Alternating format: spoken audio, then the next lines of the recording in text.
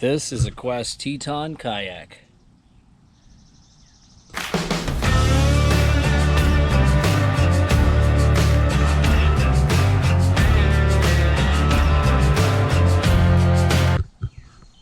So I just picked this kayak up a few days ago.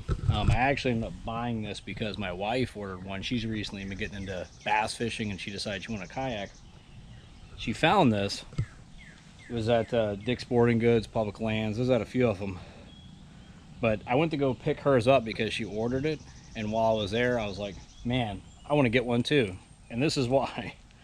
So take a look at that. Mind the shaking. I've had some coffee this morning, but $299.98, normally $479.99. It's almost $200 off. And I've been kind of wanting to upgrade mine anyways, my lifetime Tamarack, I think it's what it's called. But yeah, while I was there, I was like, you know, I'm gonna go ahead and get one of these too. And I've already added a few things to this, but let me just kind of walk you through and you can see what kind of value you get for 300 bucks. I believe it's still on sale. I don't know how long that's going on for, but it's still there, so hey. But this is a 10-foot kayak, so perfect for where I live at, what I'm doing. Any little creeks, streams, small lakes. Kind of getting started here. You've got what you'd kind of expect here. Nice solid handle. Easy to reattach if this breaks, because eventually it is going to break. Got the standard gear strap rope system. This one's pretty cool because it unhooks at all 4 points. So you could really put something kind of big there if you wanted. For myself, I'll probably just put a tackle, maybe a small tackle bag, a box. It does not come with these rod holders or this camera mount. I picked those up after the fact. It does come with the track system though, which is really nice because my previous one did not have a track system. And anytime you want to attach something, you either had to drill or do whatever. I could have put a track system on it, I guess, but it just didn't get to that point. It does have again, the two here, the one smaller one. You've got 3 different foot positions. You got your scupper holes there, drain plugs, whatever you want to call it. It's got this molding here so you can lay like a water bottle in there. It does come with this hatch that is lined, which you can obviously pull that out. I am eventually going to be mounting a fish finder on here, and I'll be able to slide the battery right in there, velcro it to the bottom, that way I can pull it in and out when I need to. And it's super easy and accessible to get to. And with this thing, of course, I can pop that right back in and my stuff stays nice and dry. Now, one other real nice thing about this one is it's got 2 of these paddle holders on each side. It does not come with the paddle. I had to pick that up separately. But it has one on each side, as well as nice solid handles, which are great for loading, unloading, moving it around. It does also come with this kayak seat, which is great because on my lifetime over there, it just came with one of the molded seats, and the back thing you could pull out. Wasn't great, wasn't very comfortable. I tried doing the stadium seat hack, which wasn't great either. I mean, it worked, but certainly left room for comfort. This being curved back the way it is, I've sat in a little bit. I imagine it's gonna be very comfortable.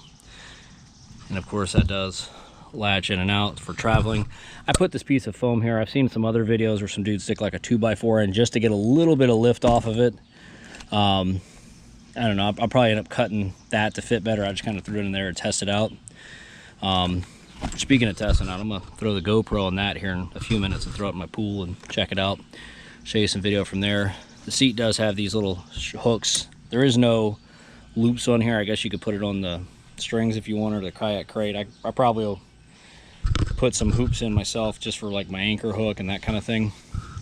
I've obviously put this kayak crate in here. It does have 2 rod. These are the 2 that come in it, so that's great for trawling or carrying gear in. Again, this is my kayak crate. One thing I do like about this a lot is it has this adjustable thing which works perfect for the crate, because as you can see, it fits right in within my rod holder. But let me pull my crate out too, just so you can kind of see this. It does have some pretty generous spacing back here, and it's also molded for like a live well bucket or whatever. I don't know how easy it is to move with one hand, but as you can see, you can adjust that.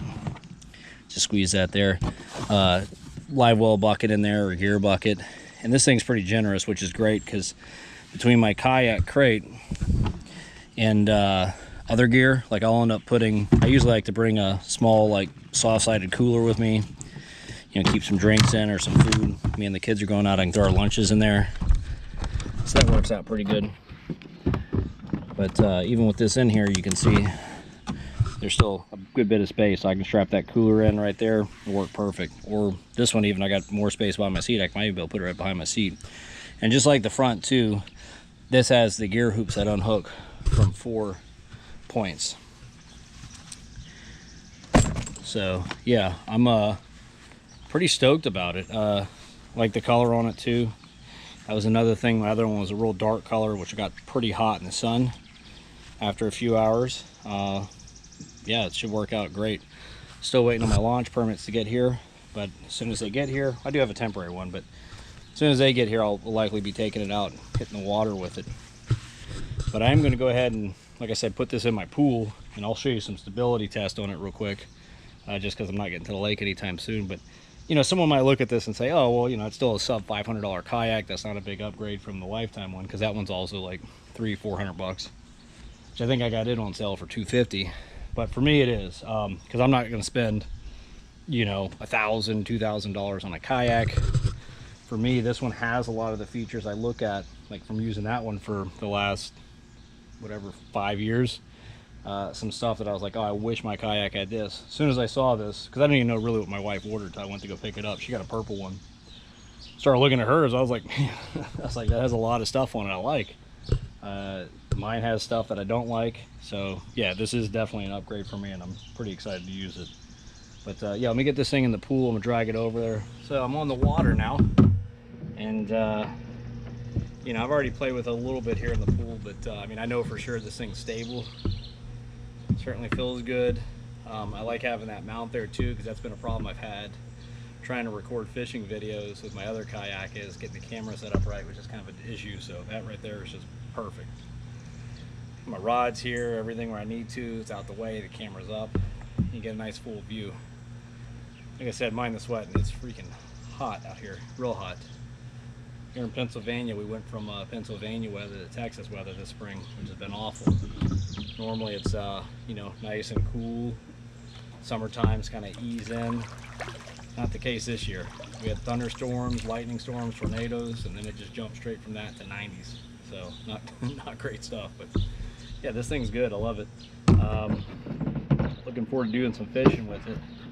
I am going to go ahead and let me just do a quick stability test, because I can stand on this. I did earlier. With the way this seat thing, or the way that this cups in, not really going to be ideal for that, but you can do it if you need to, if maybe you're in a pinch and you would need to cast. So like I was mentioning, it's cut in right there. Not the best for that, but can be done. Got a little wobble. You can do some platform casting if you need to, but again, not really made for that. This isn't a, you know, 12-foot, you know, Hobie or Old Town or whatever, but you know, if you need to do that or get your line untangled, you certainly could. As far as moving around, getting to the back here as well, you know, I feel like that's going to be an issue. Pretty easily get back here, get what I need. And like I said, it's a little wobbly, but it's not unstable. At no point do I feel like I'm just going to go flying in. So cool. Super excited about it, and like I said, as I get some fishing videos in, I'll share those with y'all, and let you see what we catch. Aside from that, we'll see you out in the water.